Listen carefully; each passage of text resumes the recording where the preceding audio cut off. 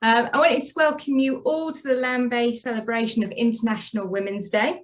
It may surprise you to learn that actually International Women's Day has actually been celebrated for over 100 years. It first started in 1911, and it really marks a day for us to acknowledge and celebrate the achievements of women. Each year is a different theme, and this year is Choose to Challenge, as from challenges can come change. We have three wonderful women with us today who chose to challenge to achieve success. So really, without further ado and without stalling any further, I would like to introduce you to our first speaker of today, who's Addie Rawcliffe. Addie is the Group Director of Diversity and Inclusion at ITV. So Addie, I hand over to you. Hello, everybody, and thank you very much for having me.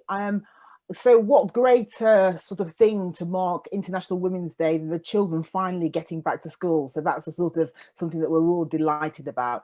But, you know, as I said, I'm really delighted to come and speak to Landbay today. And I guess the other sort of, as well as International Women's Day, the other great event, if you work for ITV today, is the scoop of the century, the Oprah meets Meghan and Harry interview tonight at 9 p.m. on ITV1. So now I've got my shameless plug over with, I'll get on to the talk. So I also probably have to talk about what an extraordinary year this has been. I mean, over the past year, we have seen all our colleagues shrink into little boxes on screen. Our kids became louder, our parents started to rebel, and our worlds got smaller and our worries got bigger. Our vocabulary suddenly expanded. We were in lockdown, we were Zooming, we were furloughed, and we were tiered. Those of us who were fortunate enough to remain in work found ourselves overwhelmed with the ultimate circus act of spinning not just the breakfast, lunch, and dinner plates, but also juggling, working from home, and teaching our kids. Ordinarily, I would be speaking to you in person, but I find myself now at home wearing my slippers, but at least it wasn't last week, because thank goodness at this time, my eldest son normally has his trumpet lesson, so you've been spared that. So a bit about myself. I am Group Director of Diversity and Inclusion at ITV, and I sit on the management board, and my job is to set the strategy for ITV to ensure that we accurately reflect the lives of our viewers. And also, then that means in the actors in our programs and the presenters, the people you see on screen, and it means the writers, the producers, the people who work behind the screen. And we still have, I've got to be honest, a paucity of camera people. I mean, you know, there are still men who are overwhelmingly represented in terms of operating cameras behind the scene. And also we have a duty to represent the diversity of modern Britain in our workforce, so more broadly in the people that work at ITV. But to change a workplace culture, it isn't just about me. I can challenge, I can champion, but what I have to do is I have to inspire others to act. Because if you imagine, if I was the head of sustainability and I was the only person bothering about recycling or getting to net zero by 2030, I would make very little difference. So ITV, what we're trying to do is embed change into everybody's role, so everyone can play their part to create a more inclusive, diverse workforce. Our mission statement at ITV is, we are changed by what we see, just as we are changed when we are seen. You may have seen over the summer, we took out full-page newspaper ads with that message off the back of the Britain's Got Talent Black Lives Matter dance that Diversity did, and we got a lot of complaints about, but we felt very strongly that people that work at ITV should be able to express themselves creatively, and so we backed that campaign, and we sort of took out newspaper ads to say how proud we were that we were representing the diversity of modern Britain in our programming. But we still have lots of work to do, and television still isn't accurately reflecting the world we all live in. And some content still grossly distorts our view of the real world. And why this matters so much is research has proven that what people see on screen shapes their attitudes and ambitions and their values. Yet women are still underrepresented on screen, and when they do appear, they are often represented inaccurately. Currently in the UK, there are 51% of women and 49% of men. So men are actually underrepresented. Yet, some stats for you. On screen, men outnumber women 2 to 1 in acting roles. Men outnumber women 3-1 in UK's children's television. And the BFI found out that whilst 52% of doctors in the UK are now female, when it comes to actors acting the role of a doctor, just 15% of women get to play the doctor. And Stacey Smith found that sometimes in animation, females are so thin that their waist size approximates the circumference of their upper arm. They have no room for a womb or any other internal organ. And even in Disney princess films, including Pixar, guys get to speak more than the girl, even though it's a princess film. And less than 10% of feature films are made by women. And this matters because the influence of stage and screen is so overpowering and so clear. And with that influence comes a great responsibility. So when the Hunger Games, remember the Hunger Games, when the Hunger Games was released, there was 100% increase in archery within girls.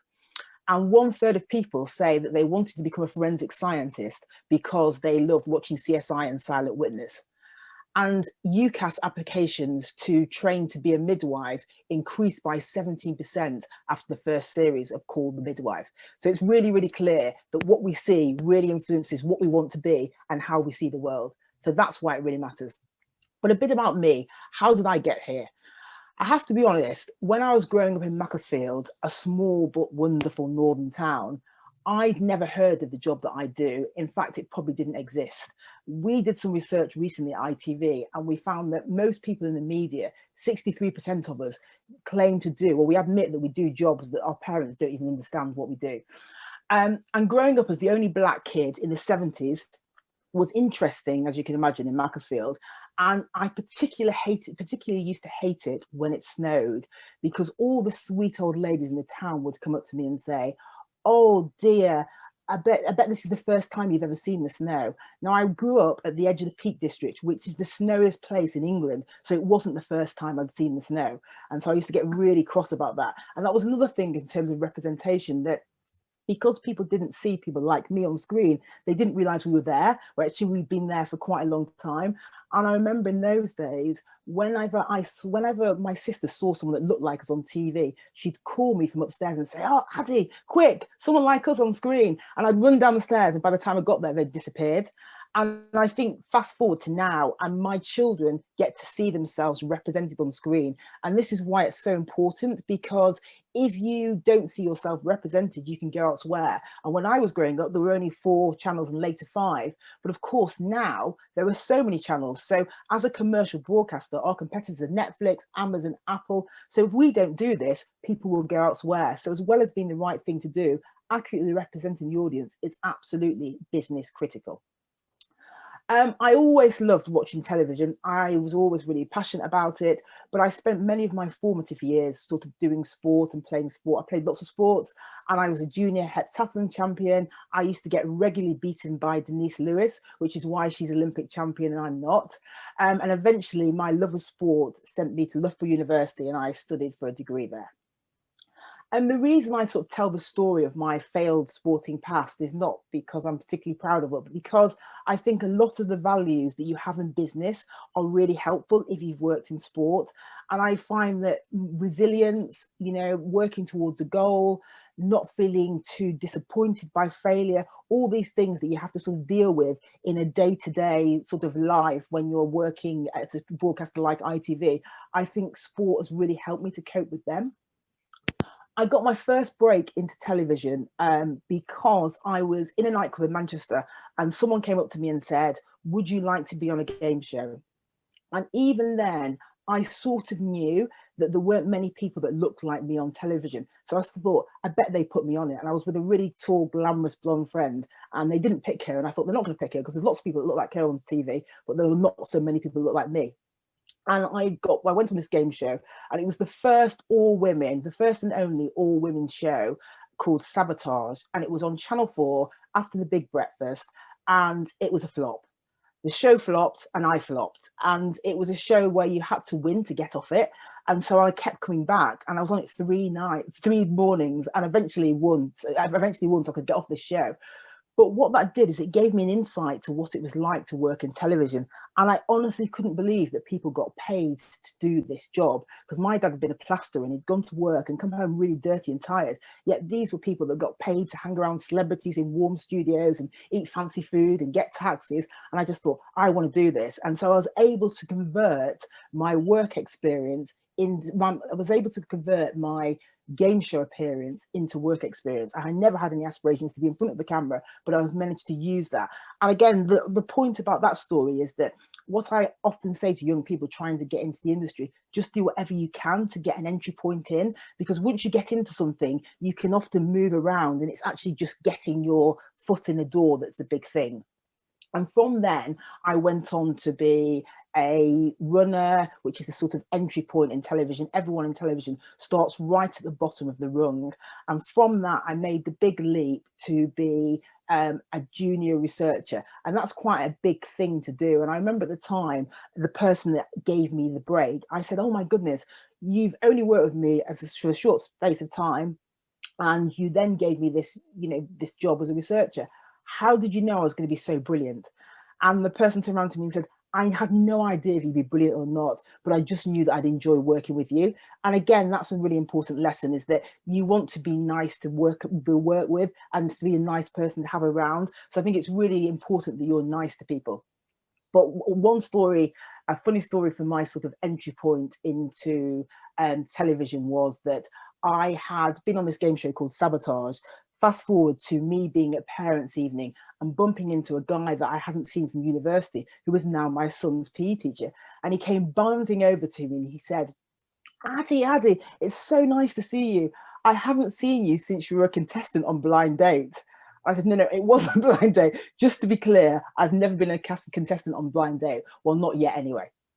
Now, fine. So then I sort of worked through, and I sort of did all those sorts of jobs. I made tea for the fake Shirley Bassey. She has Earl Grey with a dash of milk. I then became a producer, and I worked on all the sort of big shows like Big Breakfast, Big Brother, This Morning, Question of Sport, the Athens Olympics, the Commonwealth Games.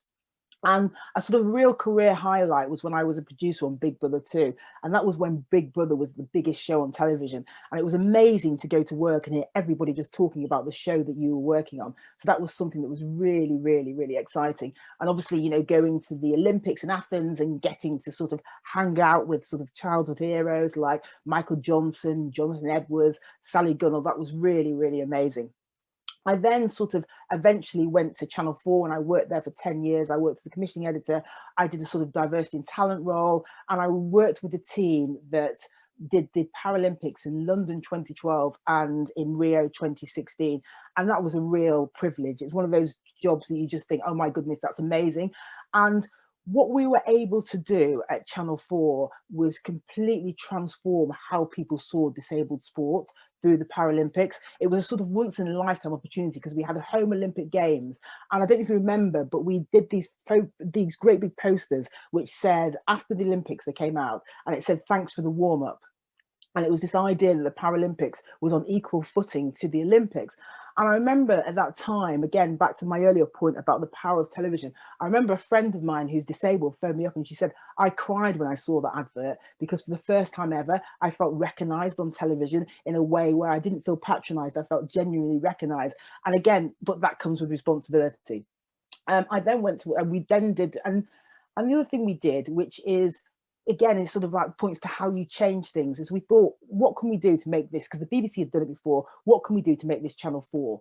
And we thought, and it's such an obvious thing, but we thought, why don't we get disabled presenters to present disabled sport? But no one had really done that before, and we did a national-wide campaign, and we got lots of new talent.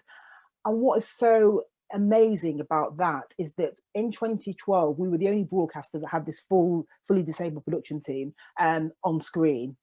And by the time we got to Rio in 2016, every other broadcaster was doing it. And you can see how you start to shift things by doing those sorts of things. And I guess one of the things that you've asked me to talk about is sort of my challenges and how I've managed to sort of get to where I am and what I've been faced with. And I think the things that I've been faced with is that I think we all have to work hard, and I think that probably, you know, arguably as a Black woman, I've had to work even harder. I mean, I remember once someone said to me, do you feel doubly disadvantaged because you're a Black woman? And I just sort of thought, well, I'm only going to be disadvantaged if you disadvantage me. If you treat me like everyone else, I'm not going to be disadvantaged. So I've had to work hard, but I think that I've had to work hard, but I think I've been recognized for the hard work I've put in. So I don't feel bad that I've had to work hard. I feel quite happy that I've had to work hard to get where I am. I mean, I think one of the other things that I think is really important that I've learned is that I think you have to be kind to other people, but I think you also have to be kind to yourself. I think that, you know, lots of people have done research around sort of in sport and said that actually being kind to yourself leads to better performance. Because I think sometimes when things go wrong, we can be really hard on ourselves. And I think we just have to say, you know what? We have to talk to ourselves like we would talk to other people. Because if someone was working for you, or it was your child, and they did something wrong, you'd be kind to them. But sometimes I think we can beat ourselves up a bit too much. So I think that's really important. I think you have to take control of your own career as well. I mean, I worked at Channel 4 for 10 years and I really loved working there. And I had 3 jobs, different jobs there. And I got to my final job and I was sort of sitting there saying, when are Channel 4 going to promote me next?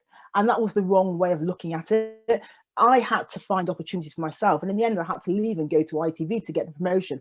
And sometimes you have to do that. Sometimes you get to the point where you can't progress in your organization. And it isn't because your organization doesn't like you. It just means they haven't got anything for you. So I think one thing you have to do in your career is you have to realize when is the time to leave. But I also think it's really important to leave organizations well. So sometimes you've just outgrown an organization or they haven't got any opportunities for you. So you just have to leave well. I think preparation is really important. I think whatever you're doing, you need to prepare. But I often prepare to do something, and then as soon as I've prepared, I can be in the room and I completely rip it up and start again. But I wouldn't have had the confidence to do that if I hadn't been prepared, which sounds really odd. But so preparation helps me to be much more confident and much more creative.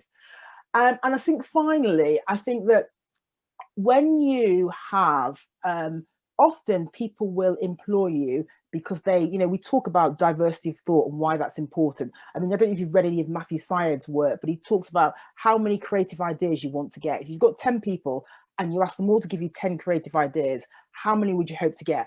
In an ideal world, you'd want 100, wouldn't you? So everyone, you get 10 different ideas from each person. But if you have people that are quite similar, you might have an overlap. So you might only end up with 10 ideas. So if you have a diverse perspective, use it.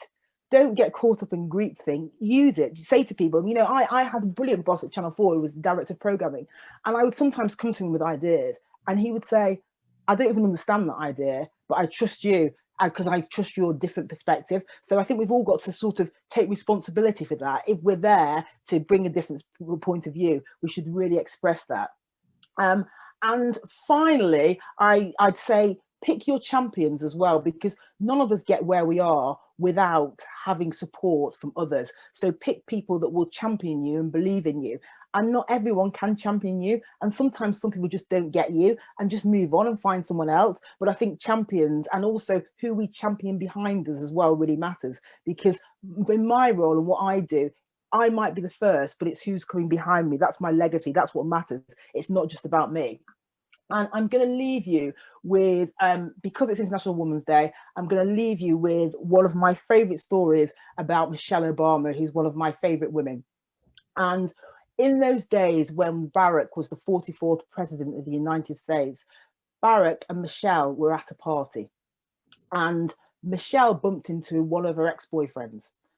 And she chatted to him and all that sort of stuff. And, you know, they sort of said, how are you doing? All that sort of stuff. And then she came back to Barack and Barack said to her, can you imagine how different your life would have been if you'd have married him? And Michelle said, yes, he would have been president of the United States. So that's it. So anyway, look, thank you very much for having me, and happy International Women's Day. Excellent. Thank you so much, Hadi. That was great. I think there's some really key themes there and some really key messages that everyone can take on board. You know, being kind, working hard, using your diverse perspectives, and championing others, and really kind of bringing those people forward on your journey with you. So thank you very much for your time and your contribution today. So Next contribution is, before I introduce them, I'm going to share a short video. This is where technology might get the better of me. Excellent, so I'm just going to play a short video for you. Para mí las mujeres son mejores, las mejores. I feel very lucky being a woman judoka because we have equal opportunities to the men for the competitions, prize money, and even qualification for the Olympic Games. And I love the most to coach women. I had also big experience with men, but for me, it's the best job to coach women. Men are really supportive of us, so it really feels nice. I can see a lot of role models that coming from men, but also a lot of role models coming from women.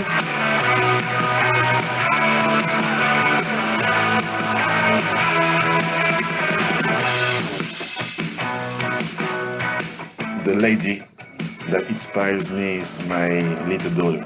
My mom, she does everything for me and she is always there for me. She is my superhero. Of course, it's my mother. She's like the best friend for me. Pues voy a decir una alumna mía, que es Laura Martínez Abelenda, de 48 kilos.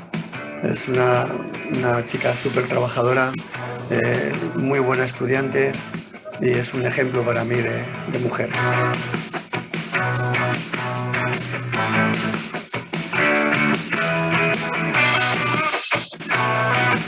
So the women in Ireland doing judo is very low at the moment. So in the future, I'd really like to be an ambassador to promote judo for women.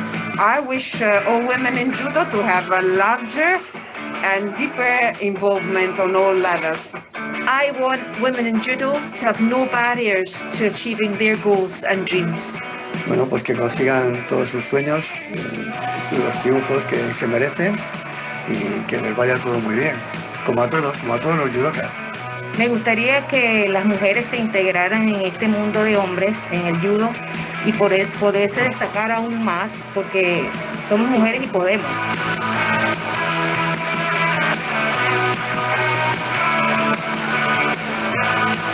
Happy International Women's Day!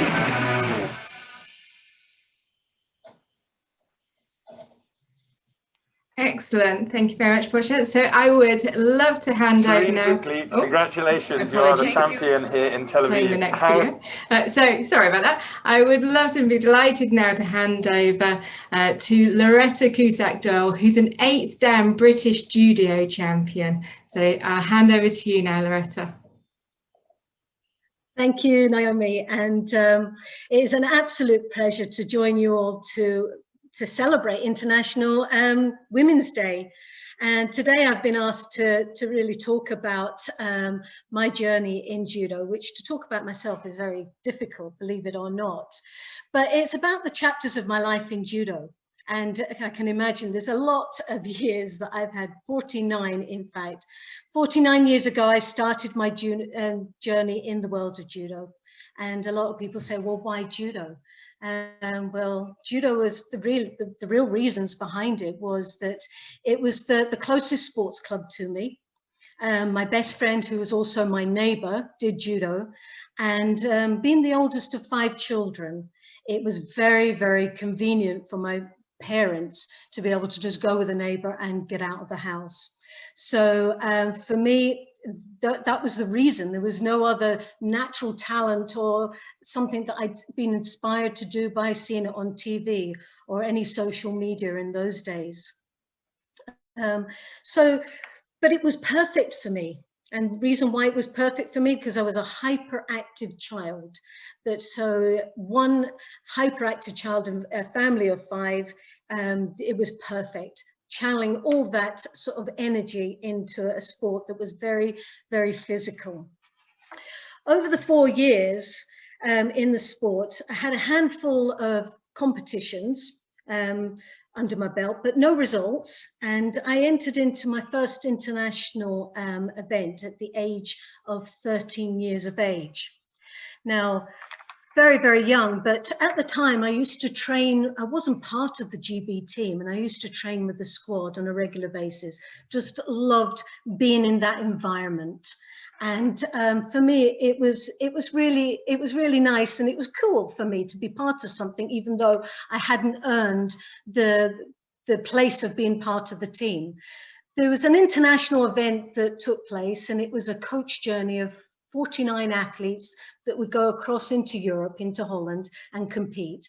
And on this year, this occasion, there was a few seats available, and the national coach, Ellen Cobb, at that time gave me the invite to participate. And straight away I said yes, and no fear factor at all with it, no international experience whatsoever, and no results whatsoever as well to back up that selection process. But I won my first international event, which was a silver medal. And to the biggest surprise of myself and everybody else on that coach, of just rocking up and participating. And that was the start of a very successful judo career spanning over 17 years.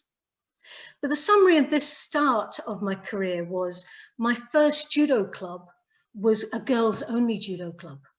No boys allowed. It was great. Keep the boys out. And we all practiced judo together. My first judo teacher was a woman, Shirley Ward. So again, a little bit more girl power there, a bit more creativity, a bit more encouragement. And my first national GB Great Britain coach was also a woman, Ellen Cobb. And going back in those early years, judo was a male-dominated sport. So I was really, really fortunate. And I bring this back to why was I so successful? Why did I stay in the sport? What inspired me? But for me, I was fortunate to be and start my career with very inspirational women that encouraged me, supported me, and gave me that drive to move forward in a sport that was at the early stages was very much about the boys and the men were in it.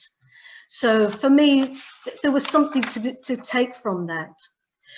So moving on in that competitive career over the years, in 1980, 7 women became pioneers for British judo by representing Great Britain in the first ever Women's World Judo Championships that was held in New York in Madison Square Gardens. An amazing place. And I was one of those women at the age of 17 years of age. And you could imagine 17 going, I never went any further than into Europe, which was Holland and Belgium, and that was it. And all of a sudden I was getting on a plane to New York, and all of a sudden I was going and walking through the doors of Madison Square Gardens, where the likes of Muhammad Ali and Frank Sinatra, the big names, used to perform there. And I was going there and I was going to compete in judo, and very much unaware that I was actually making history by winning a bronze medal at that event. But behind the scenes and behind that movement was another woman that entered my life of inspiration. And that was a Rusty Kanakogi, a Jewish lady from the Bronx. Now, the only way I can describe, she was quite a large lady, but when she spoke, you listened. She was an amazing woman. She was so charismatic, and she was so forceful in a way, but in another way, she was so charming. She was so witty, and she could sort of really mix it with anybody. And I would have loved to have been a fly on the wall when she was battling away for the likes of women to be part of the Olympic movement. And for years, she campaigned for women to be represented at the Olympics and also to have a first World Championships. She achieved both, and it was hard work. And she had to remortgage her house. She also, at one stage, she fought in a men's competition and pretended to be a man. And when they found out, they stripped her from her medal. Why? Because she was a woman. But in those days, it was unheard of, it was embarrassing, and insulted men's judo in a whole, but she didn't care. She was given, as she sent out the message that here we come, we're ready, you listen, I'm gunning for you. And the very words, I'm gunning for you, is what she used. Over 17 years of my judo career, I went on to win the World Championships, double European Championships. I had 13 British titles, a Commonwealth Games gold medal and for Scotland, and also a silver medal for England. And judo for me and for women has always been perceived as a male-dominated sport, which now is on an equal footing to men. It has changed so dramatically, and we are moving so quickly, considering that our first Olympic representation was in 1992. So it's reasonably a very young sport. And so now we have World Championships, 1980, the first one, the Olympic Games, 1992, and we have Grand Slams, Grand Prix, prize money, all the same as the men. And we have this year, which was the 2020 Olympic Games, 2021, the Olympic Games will host its first mixed team event, which means that men and women will fight together, 3 men, 3 women on an equal level as one team representing their country, which is an amazing feat. And it is something that we are really excited and looking forward to. Moving into my coaching career, which has really 2 strands to it. When I retired, I first set up a company to set up judo in schools. It was the Cusack School of Judo, named after my married name, using that to really promote judo, because I'd already had some accolades within the sport with Doyle and Cusack. But it was to introduce children to the world of judo. And I set up 15 schools. I had 2,000 children playing judo on a regular basis, and it's still successful to this day. The second strand of my coaching career was that I became the Great Britain national coach for the cadets. And the cadets was aged 12 to 15 years of age, very, very challenging age group. And also running alongside with it, I was the national Great Britain coach for the juniors, which is under 21, which was even more challenging having all those. But again, it was women together, girls together, a female coach, the inspiration, someone that can drive these women and have a true understanding, which I felt had a lot of success to it. And really that success was in the proof, because the women that we have on our Olympic platform winning gold medals were the likes of, who came through my junior and cadet careers, was the likes of Karina Bryant, Gemma Gibbons and Sally Conway.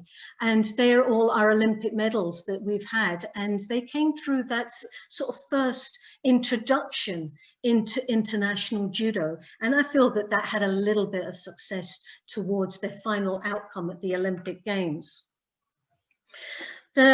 For me, the first part of my career was, for this time, this was the first time I actually was making any money out of judo, being a professional as a coach and also setting up a business.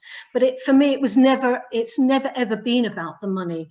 For me, it's about the passion that I have and to give it back to judo. And the inspiration that I want is to inspire other women to get involved in judo and to stay actively involved in judo, and that's challenging on its own. And for me, that's one of the reasons that I successfully put myself forward to become a board of director with Claire, who's with us, for the British Judo Association. I was elected by the membership and now have completed my second 4-year term. And I do plan to step down this year, but not step out, step up. And for me, it's about stepping up and putting myself up for election, and as the first women president of the British Judo Association. So this is my plan, and hopefully, fingers crossed, it will come to fruition, because British judo does need this. And although we're moving forward in the right direction, and we have many inspiring women within our sport, my presidency would focus increasing the membership of women in the sport, to inspire women to stay actively involved, to encourage them to reach further than just being a participant or a competitor. There is avenues that they can really reach for, and they need people like me that say, well, I can do some of the hard work, but you've got to follow me to finish it, and we've got to keep working and striving for more women to be involved. It's also to focus on the world of judo being more inclusive for those that with physical and mental impairments, those that are in poverty that can't afford the sport. And for me, last year, I formed a new charity, the Loretta Judo Foundation, to make judo available for everybody, to enrich their lives for the disadvantaged, and by giving judo free of charge. It was challenging for me as a kid doing judo. I was, like I said, I was the oldest of five children. Having to be part of different activities is a very costly thing, and not everyone can do it. I was just fortunate, but there's a lot more we can give to help the socially disadvantaged in that way, and financial disadvantages, to help them fulfill dreams. And from there, finally, I went into the International Judo Federation. And when we reflect when we saw that clip about judo and women's judo in the International Judo Federation, I embarked on a journey with the International Judo Federation, and it was very enlightening and very challenging as well, I must admit. It wasn't always easy, and it is still dominated by a lot of men, but we are introducing more and more women into the international section of these events that we're hosting. And for me, they are going in the right direction. There's small steps. There's still a long way to go. There's still many things that we can do, but we are being listened to. And there is enough women that are starting to push forward to give us that recognition that can encourage more to be done. And I think that's what we can see as a very positive, smooth transition that's happening right now in the world of judo. But for someone like myself that has traveled about 100 countries for judo, we still have a very long way to go. There is, for me, for the global basis, and to overcome cultural barriers, there is still much to be done, and we still really need that representation to make a major difference within the IJF. But finally, going back, I hope that when I'm talking, I hope it hasn't made me out to try and make myself out to be like the superwoman that's got the big S on the chest and going, wow, look what I've done. Because my journey hasn't been easy. And at times it definitely hasn't been enjoyable, I can assure you. It's been very, very challenging. I've had to bite my top lip at times, because I'm a great believer, you pick your battles to win your war. And not all the time when something upsets you or someone says something that you come in storming in there and having a go, because you're outnumbered, and you have to make clear that when you have something to say, it's very, very valuable, and there can be change, and you give them a pathway to make those changes, and you steer people into the right directions. You support them by making the right decisions, and you embrace and you acknowledge that changes are being made. And if you take those smaller steps, we definitely move forward in the right direction. But not at any time, though, throughout my career have I ever sacrificed the enjoyment of being a woman or being a mother. For me, I have two beautiful children, Jade and Scott. And I say children, but they are grown up, and they never do grow up. They're always my babies. And my daughter is due her first child in August. And I'm super, super excited about this, of being a granny. And my son is also an international judo athlete who's following, I say, in my footsteps. He's got big shoes to fill. That's all I keep saying to him, but he's up for the challenge. And I look forward to the next adventures that are in front of me right now. And one that's coming up very soon is I've just taken on the role as the Commonwealth Games sports manager for the 2022 in Birmingham for judo and wrestling. And yes, judo is challenging, wrestling even more challenging. Again, it's another sport that's male dominated, and but I do embrace it, and I'm up for the, as you would say, the fight, which I'm in the right sport for all that. But I'm also looking forward to being a granny, and what better than to have the first women's president for British Judo is also a granny. That's even nicer. So thank you for giving me the opportunity to talk about my journey within the sport of judo.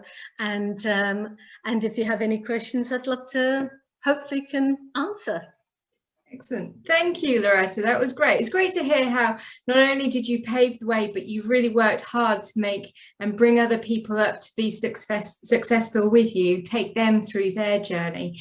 But I think, yeah, one of the key messages I think that I heard during that is to be brave, to embrace the challenge and take it on, but to pick your battles so that, you know, you're making wise choices when it comes to that. So thank you so much for your contribution. That was a great story to hear.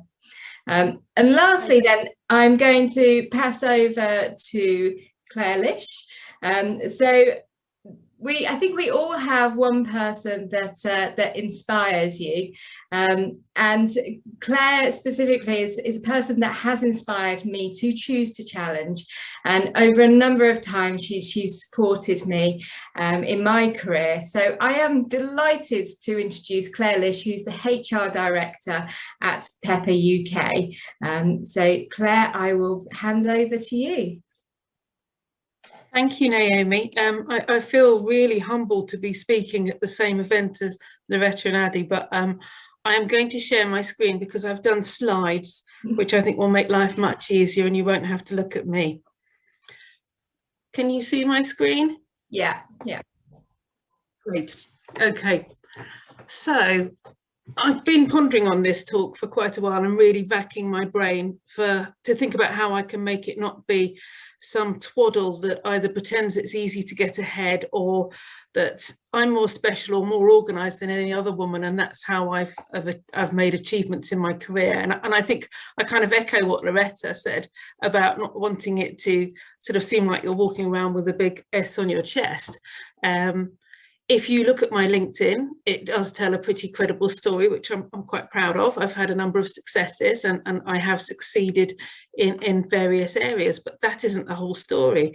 And, you know, to resonate what Addy and Loretta have said in terms of challenging and being an example, I do want to really talk about real people and what real challenges we face are, and how what you see on LinkedIn isn't the full picture. And if you want to have this roadmap that just says this is how you be a successful woman in business, well, look at the LinkedIn if you want, but that's just a roadmap. It doesn't tell the true story. So I don't want to talk about domestic solutions for finding balance, like meal prepping or having rotas for housework, or how you can mix the zest of a conker and the skin of 3 grapes together to make an organic skin solution. And I don't want to deliver a talk that suggests that I'm doing it better than anyone else, but because I'm not, I'm definitely not. But by the same token, it's an indisputable fact that women do face unique and significant challenges in getting ahead. But I'm also not interested in a competition with the men in the Zoom call about who's had it the hardest. And as a mother of 2, I know that when you start an argument about who's the most tired or who changed the last nappy, there's definitely no winners.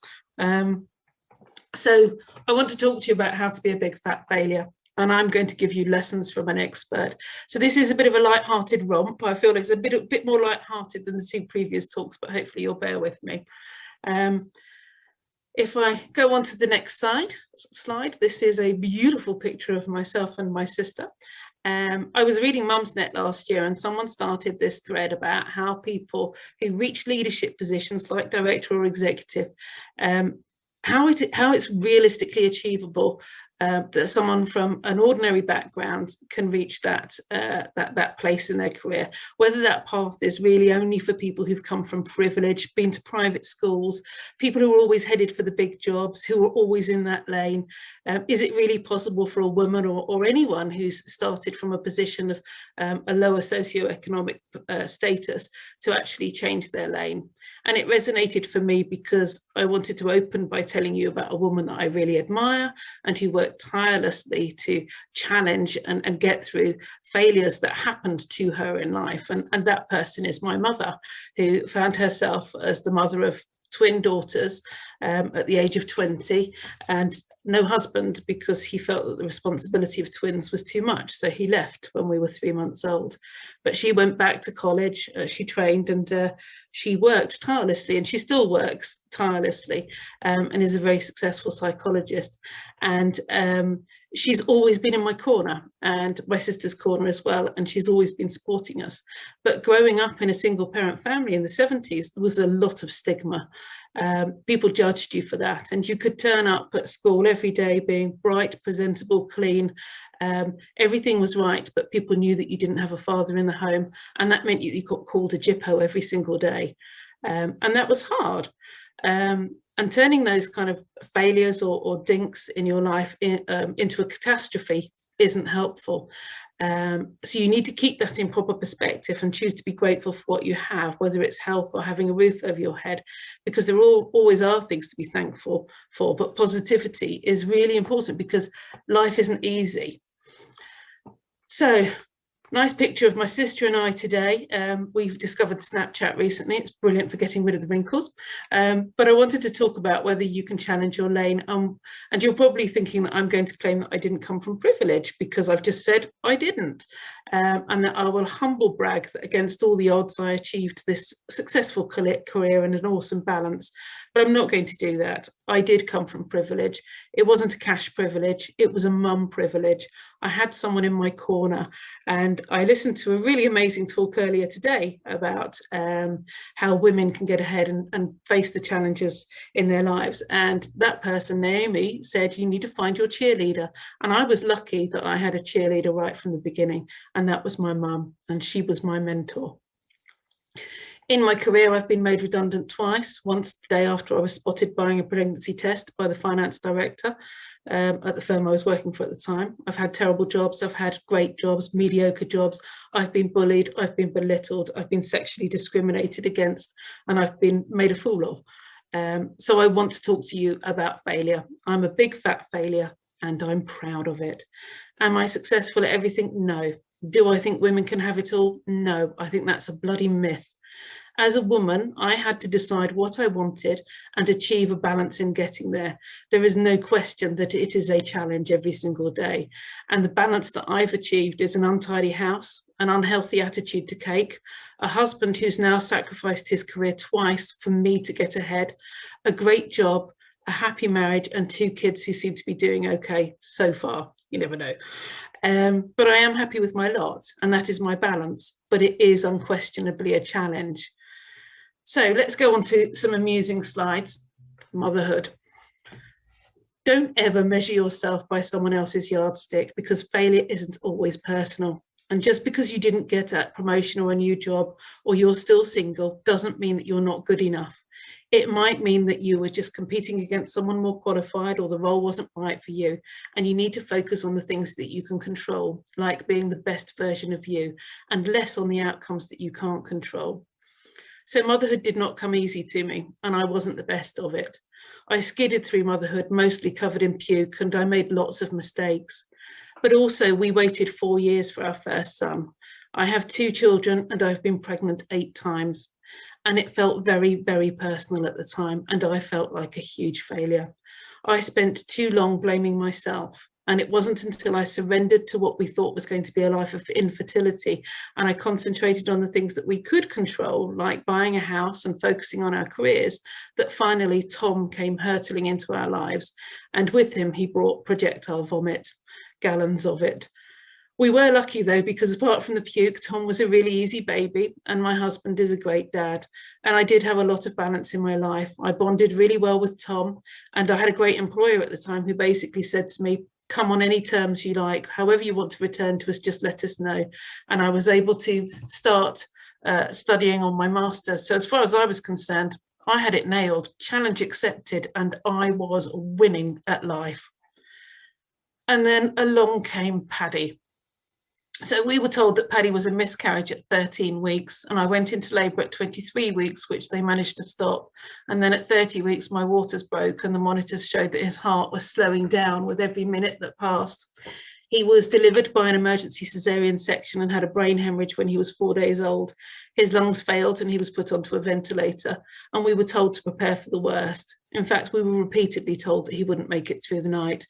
He had 26 operations, including having tumours removed from his bowel, and one operation that basically halved the size of his stomach. He spent most of his first 3 years in hospital, and we lived in Ronald McDonald Flats. And when we were home, a nurse would visit every day to check his tubes and medications. And she once wrote a report about him that simply said, the outlook for Paddy is bleak. The worst thing for me with Paddy was that I didn't bond with him. I knew how to look after him, and everyone would say, oh, look, she's a natural, sorting all of his tubes and dressings. But I felt nothing. You've heard the term fake it until you make it. I was faking it. The shame and the guilt that I felt was immense, and I was the worst failure as a mother ever. I didn't even like him very much, and I wished he would just get on and bloody well die. But the thing about Paddy was that he just kept on going. And one day when he was a toddler, I remember waking up and he was stood on my face so that he could get a better look out of the bedroom window. He was butt naked, and from my vantage point, just past his balls, I could see that it was pissing down outside the window. And he looked at me all fluffy head and he said, it's a lovely day, mummy. And I looked back at the rain and I looked back at him and I thought, yes, it is a lovely day. Paddy never complained about anything. And through all the operations and the infusions and the tubes going down and up, he just got on with it. And every setback and failure in his life, he kept going. And he was and is the sunshine of our lives. And he taught me everything about squeezing the juice out of life. He taught me that it doesn't matter how many times you fail. It matters how many times you get up. So that's a big judo quote. So I see Loretta nod slightly there, because in judo, you know, they'll get thrown 10 times and they get up 11. And it's been a big learning lesson for us. And every successful person will tell you they failed many, many times and spectacularly. And the reason they succeeded is because they were ready to go out and fail again and again and again. So recovering from failure can make you stronger. Each time you bounce back from problems and rise above obstacles, you can grow mentally stronger. Failure can show you that you're tougher than you think, and you can handle more than you imagine. So each time you fail, you're building mental muscle and resilience. So this picture is Paddy in his last play at college before taking a place at drama school to do conservatoire acting training. The sunshine of my life pulled me out of postnatal depression. And as they say, it's out of the mouths of babes, but this one taught me to challenge every single hurdle in every way. So then let's look at a couple of my failures. I could tell you about the things that I've done wrong at work. There are many of them. I once made a big balls up with pensions, and I've made mistakes in meetings, and I've given terrible presentations, but I thought it'd be more fun to look at the fun stuff. So here I am in 2007. I decided that I was going to raise funds for a Christmas party on the children's ward that Paddy had been on by running the Brussels 20K. This was a stupid idea. I did raise the money, but frankly, I nearly died doing it. I hadn't trained. I came in about 33,000th, and the 3 people ahead of me were using walking sticks. I don't think there was anyone behind me. They were packing up when I got through. But the message here is that I didn't enter because I expected to get a great time or finish in the first, 11 billion people. I knew I was going to fail. In fact, I didn't really expect to finish, but I wanted to push myself. And actually, the physical challenge wasn't the limit. It was being brave enough to step out in front of quite a few people that had gallantly turned up to support me and knowing that I was going to get whooped. This monumental failure was a real growth moment for me because I went out, I made a bit of a prat of myself and I survived. So in terms of challenge, it taught me that I could be a better version of myself, but also that if you want to do a marathon, you really do need to train. So Naomi, are we all right for time? Because I'm conscious we've only got 3 minutes and I've probably got about 6 more minutes of talking. No, I think you can continue, carry on. Okay. So I have to have a nod to Judo because not quite in the same league as Loretta, but we are a big fan family for Judo. But this slide, I really wanted to say, doubting your ability to handle embarrassment, shame, or regret makes the failure last longer. So most of the people around you will actually forget that you failed quite quickly. So you need to be bold and you need to be ballsy, and you always need to own it when you failed. You need to remind yourself that you can handle failure and you'll be more likely to deal with the discomfort it may cause if you do it in a productive and open manner. So anyway, keeping it in the family, this is the aforementioned vomit comet here at a judo competition, quite a big one actually. So when Tom was about 14, he'd been doing judo for about 7 years, local competitions, and he was winning loads of them. He was doing really well at our little regional, not even regional, our little town events. In fact, it was getting to the stage where people were giving us dirty looks when we turned up because, he was doing great. And he said, I really want to do some ranking events to us. And the ranking events are when, stuff gets serious. So my husband and I completely forgot everything we'd learned about failing and getting out there and doing it. We said, I don't think so, son. You are going to get the snot kicked out of you. We don't think you should do it. It's madness. They'll probably kill you.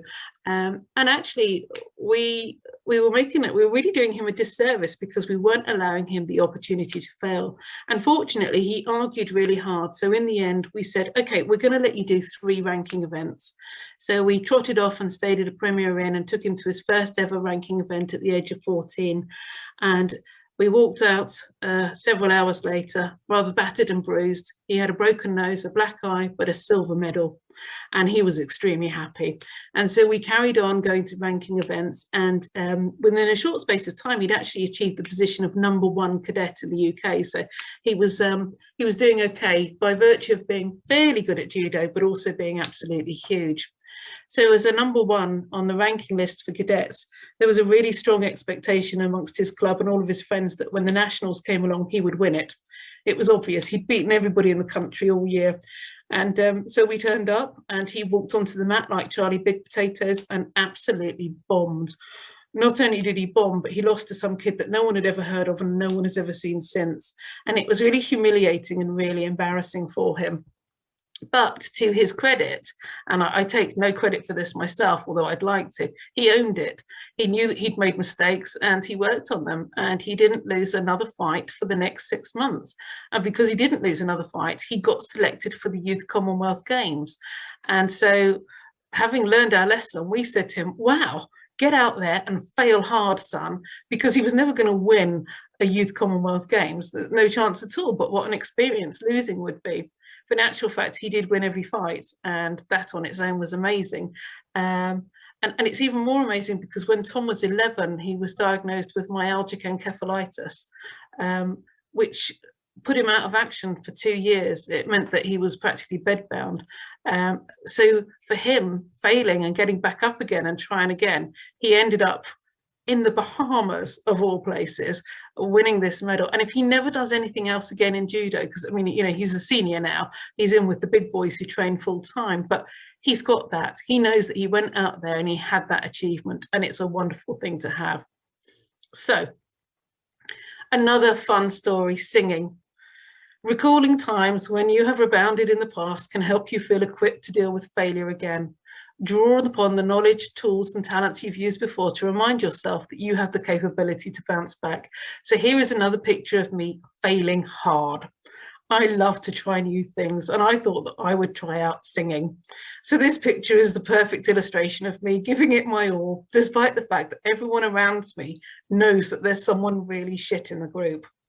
I don't care. I didn't try singing because I thought I was the next Tina Turner. I tried it because it's good for your soul. And my message to you is find things that are good for your soul. It is challenging because I'm tone deaf, but it is just for me. The woman on the left is hoping I will quit. I don't care. So finally, I'm going to close now. But what I want to say is just because you fail doesn't mean that you're a failure. Everyone succeeds at some things and not at others. We can't all be good at everything, and that's okay. But you need to remind yourself of the successes that you've had in other areas of your life and stop measuring your success against people around you. Start looking for your role models and mentors. And as Naomi said this morning, be your own cheerleader. Cheerlead for yourself. I wanted to close with this picture because on the face of it, it is a massive fail. But this picture is blown up in a 4-foot canvas in my house. This is my awesome failure of a family, failing at getting a photo. Remember that social media gives you a false impression of perfect lives. My LinkedIn tells you that I am winning. It tells a story of a successful career, but it doesn't tell you that I've been unfairly dismissed. It doesn't tell you that I've bullied, that I've cried, that I've made silly mistakes, that I've disappointed people. But the challenge is in failing, making a mess of things and keeping on trying every day. So the title of my presentation, How to Be a Big Fat Failure, is a misnomer. I failed. Failure, though, is not you. It is not a noun, it is a verb. I am not a failure. I am someone who fails every single day and someone who gets up again the next day and tries to fail again a bit better. So don't log off this Zoom call thinking that you won't ever or you shouldn't ever fail. Failure is inevitable. Dealing with it and growing as a result of your failure is a choice. Resilience is not how you endure, it is how you recover. So my question to all of you complete strangers on the call is, what are you going to fail at hard for in 2021? Because get out there and fail as much as you can. Excellent. Thank you, Claire. That was an amazing story. And it was really raw and honest account of the challenges that you faced. So thank you so much for sharing that with us. And I think you are right in saying that, you know, use failure to build that resilience, but to bounce back and, you know, really embrace the times that you do fail. Excellent. So that's the end of our webinar today. I would like to once again thank all of our guests for attending. It's been great to hear from you all and great to hear the stories and the challenges that you've faced and how you've really bounced back and embraced those over the course of your career. So thank you very much to everyone that's attended to watch the webinar. It's been great that you've all come and joined us today. Thank you very much again. All right, bye.